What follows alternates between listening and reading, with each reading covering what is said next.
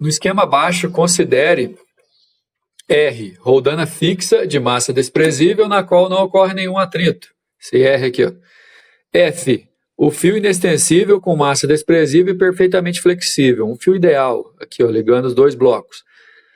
Corpo A de massa 2 kg e B, corpo B de 3 kg. Gravidade igual a 10 metros por segundo ao quadrado no local. Letra A, calcule a intensidade da aceleração dos blocos e na letra B, a força que traciona esses blocos. O detalhe, pessoal, é que, basicamente, nós temos que distribuir os vetores força de tração, força peso, para poder aplicar o princípio, a segunda lei de Newton, o princípio fundamental da dinâmica, e assim a gente vai conseguir responder essas duas perguntas aqui praticamente ao mesmo tempo, ok? Eu vou distribuir os vetores força, definir para onde é a gravidade, definir para onde é a aceleração, depois a gente acompanha a resolução, olha só. Daí, os vetores são esses, ó. Peso do B de 30 newtons, porque a massa é 3 vezes a gravidade de 10. Pelo mesmo motivo, peso de A 20 newtons. Ambos verticais para baixo. O detalhe é que quando existe a diferença de peso, nisso aqui que a gente chama de máquina de Ethelwood, o corpo B, por ser mais pesado, vai acelerar para baixo, enquanto o corpo A, por ser mais leve, vai acelerar para cima. Isso acontece devido ao fato do corpo B descendo, transmitindo ao corpo A pela corda uma força de tração T, que de acordo com a terceira lei de Newton, é devolvida pelo bloco A sobre o bloco B, também no mesmo valor de T. Então, por exemplo, no bloco A eu tenho força T para cima, força peso para baixo, com a resultante dando para cima porque o A acelera para cima. No corpo B, força peso para baixo, força T de tração para cima, só que aí a resultante vai ser o peso menos a tração porque ele acelera para baixo. Fazendo força resultante igual a massa vezes a aceleração nos dois corpos, eu vou montar um sistema de forças que eu vou poder somar, anular a tração, e aí eu vou, igual eu falei anteriormente, resolver essas duas questões aqui ao mesmo tempo, olha só. Então, olha aí, na figura da resolução, temos aqui de forma separada o corpo A com aceleração para cima, tração, portanto, maior que o peso do A, o corpo B com aceleração para baixo, peso do B, portanto, maior que a tração. Essas duas trações valem o mesmo tanto, não se anulam vetorialmente falando por conta de serem um par ação e reação, atuam em corpos diferentes. E outro detalhe, né? A gente sabe que o corpo B vai descer acelerando e o A subir acelerando pela diferença de peso. O peso do B é maior, então favorece a queda do B. Aplicando a força resultante igual a massa vezes a aceleração no corpo A, eu vou ter tração menos peso do A igual a massa do A vezes a aceleração, nessa equação 1. Como eu estou aplicando só no bloco A, então eu uso só a massa do bloco A. Mesmo raciocínio no bloco B, peso para baixo menos tração para cima, no bloco B, só a massa do bloco B vezes a aceleração. E as duas acelerações são as mesmas. Somando essas duas equações, o T da tração menos o T da tração aqui, ó, eu vou cortar. Aí vai ficar peso do A menos peso do B, igual a massa total do sistema, que é a soma das massas, vezes a aceleração. Peso do B é 30, peso do A é 20, massa total é 5. Aqui vai dar 10, passa o 5 dividindo, 2 metros por segundo ao quadrado é a nossa aceleração, que se eu substituir em qualquer uma dessas equações aqui, ó, eu consigo resolver a letra B, achando a tração.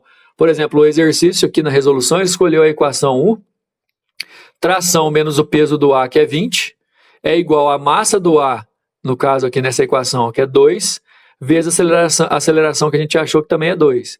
Isso aqui dá 4, passa o 20 somando, vai dar 24 newtons do valor da nossa força de tração, tanto no corpo A quanto no corpo B, por causa da questão da ação e reação.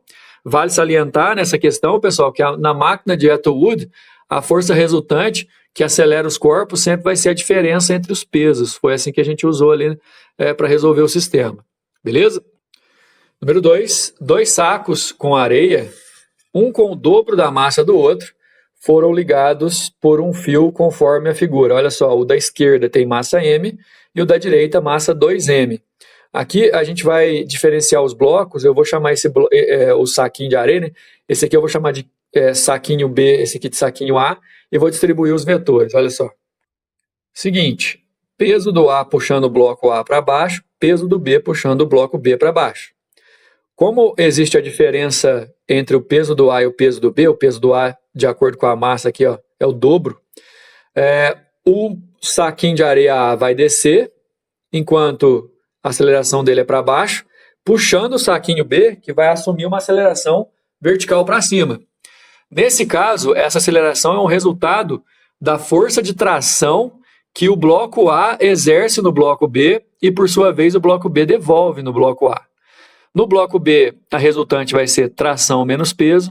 No bloco A, a resultante vai ser peso menos tração. Essa diferença, pessoal, é por conta da onde a aceleração, para onde a aceleração está apontada, né? Melhor dizendo. Se as polias e o fio forem ideais, qual o módulo da aceleração desenvolvida por esses corpos quando o sistema é abandonado na Lua?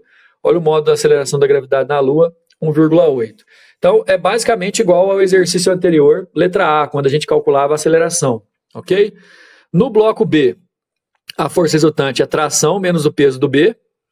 Tração menos o peso do B, o peso dele é massa vezes gravidade. Isso vai ser igual a massa vezes aceleração, a massa dele é só m. Ó. Enquanto no outro, ó, o peso do A, que é massa dele 2m vezes gravidade, menos a tração que está para cima, e aí a resultante é para baixo, é igual a massa dele, que é 2m vezes a aceleração. Se eu juntar essas duas equações, eu vou cortar esse t com esse menos t, e 2mg menos mg vai ser igual a 3ma.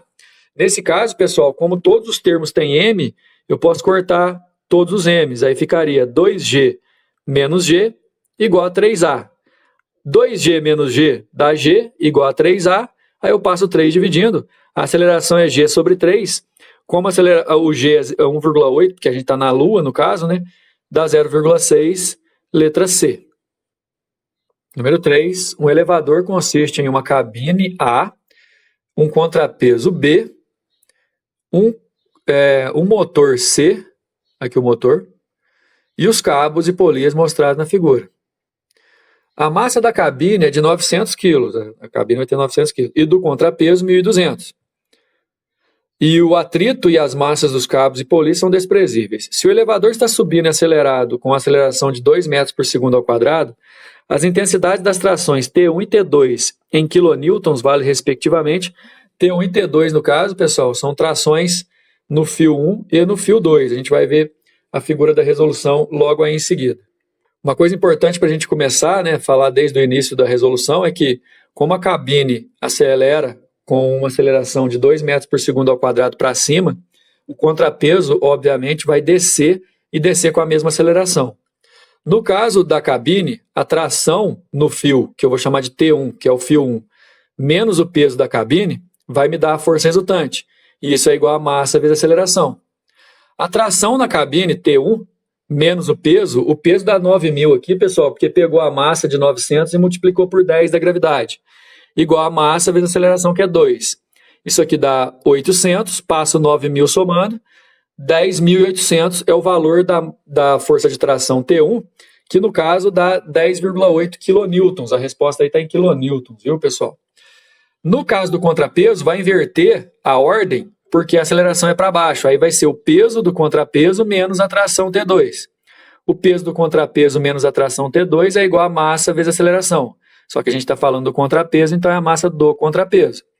O peso do contrapeso é 12.000, né? A massa dele é 1.200 vezes 10 da gravidade, menos a tração T2, igual a massa 1.200 vezes 2 da aceleração. Isso aqui dá 2.400, que se eu passar subtraindo do 12.000, dá 9.600 newtons, é a força de tração T2. Número 4. A fim de conferir realismo à gravação da cena de um filme que envolve um astronauta caindo da superfície lunar, a equipe de efeitos especiais de um estúdio utilizou uma montagem com polias, um cabo de aço e um contrapeso. A montagem consiste em um cabo de aço com uma extremidade presa ao astronauta, passando por 2 polias fixas sobre o teto no estúdio e por uma polia móvel, na qual o contrapeso está preso. A outra extremidade do cabo está fixada ao teto do estúdio, conforme ilustrado na figura. Então, está o sujeito aqui, pendurado, e o contrapeso aqui para... na verdade, esse contrapeso atuando, ele vai diminuir, entre aspas, a impressão de queda desse sujeito, dando uma ideia de gravidade menor. Existem forças de atrito que influenciam o movimento do astronauta e do contrapeso. Geralmente, essas forças são desconsideradas em situações envolvendo cabos e polias ideais. Cabos ideais são inextensíveis, de comprimento constante, e têm massa nula. Polias ideais não possuem atrito e têm massa nula. Em uma situação real, podemos considerar cabos e polias como ideais, desde que a massa destes seja muito inferior aos demais elementos do sistema e o comprimento do cabo seja aproximadamente constante e o atrito entre a polia e os demais componentes seja nulo. Para calcular a massa do contrapeso, de forma que o astronauta em queda esteja submetido a uma aceleração igual à aceleração gravitacional da Lua, a equipe de efeitos especiais considerou o cabo e as polias ideais, a massa total do astronauta com equipamentos igual a 220 kg e a aceleração gravitacional lunar igual a 20% da aceleração da gravidade da Terra, que vale 10. Então, gente, 20% de 10, então dá 2, né? Para considerar que a aceleração é 2. Já está até aqui na resolução. Ó. Assinale a alternativa que mais se aproxima da massa calculada para o contrapeso utilizado pela equipe de efeitos especiais do estúdio. Então, é o seguinte. No astronauta, basicamente são duas forças. A força de tração do fio e o peso para baixo. Lembrando que ele vai acelerar com a gravidade da Lua, simulando a gravidade da Lua, né, que é igual a 2. Como ele vai para baixo, peso menos tração é a nossa força resultante. Peso menos tração é a massa do astronauta vezes a gravidade da Lua. No caso, peso dele dá 2.200 porque ele tem 220 quilos e a gente está simulando a gravidade na Lua, mas ele está na Terra, a gravidade real é 10. Por isso que 2.200 vezes 10, 220 vezes 10, 2.200. Menos a tração vezes a massa dele, que é 220, vezes 2 da aceleração de queda que ele tem que ter simulando a Lua. Aqui vai dar 440. Passo para o outro lado somando, aí dá 1.760. Aliás, eu vou trocar de lado e passar subtraindo, viu, pessoal? Desculpa, 2.200 menos 440, 1.760 é a força de tração no fio que puxa o astronauta para cima para ele não cair tão rápido, né? Simulando a aceleração da Lua. Acontece que essa força de tração é um resultado do contrapeso e que vai ser devolvido no próprio contrapeso, olha só. Essa força de tração que atuou no astronauta vai ser devolvida no contrapeso, só que como ele está numa polia móvel e a corda está presa no teto do outro quarto, né, do outro estúdio, você vai ter duas trações para cima e o peso do contrapeso para baixo, certo? E a aceleração dele, como aqui tem duas trações, vai ser a metade da aceleração de descida do astronauta. Portanto, 1. Aí a gente vai ter, força resultante, como ele, na verdade, vai subir, porque o astronauta desce, 2T menos o peso, 2T menos massa vezes gravidade. Onde N maiúsculo aqui, é a massa do contrapeso que o exercício está querendo saber. Isso é igual a massa vezes aceleração. No caso, a aceleração do contrapeso, a gente já sabe que é 1, porque como aqui tem duas trações, ele vai ser a metade dessa. 3.520, duas trações, porque uma tração era 1.760, que a gente achou ali, 3.520 são as duas somadas. Eu tenho massa do contrapeso vezes a gravidade, que é 10, igual a massa do contrapeso vezes a aceleração, que é 1. Se eu passar para cá somando, dá 11 M, 11 massas. E aí passam 11 dividindo, 320 quilos, a resposta é a letra A. Valeu? Encerrando aqui.